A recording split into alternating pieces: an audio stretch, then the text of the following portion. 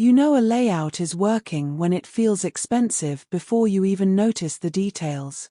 Today, how to create premium collage storytelling layouts. Open Canva and create a 1080 by 1350 vertical canvas.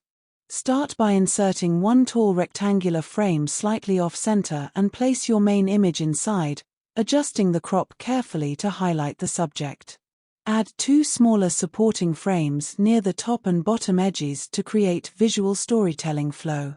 Select the background and apply a muted beige or charcoal gradient for a luxury atmosphere.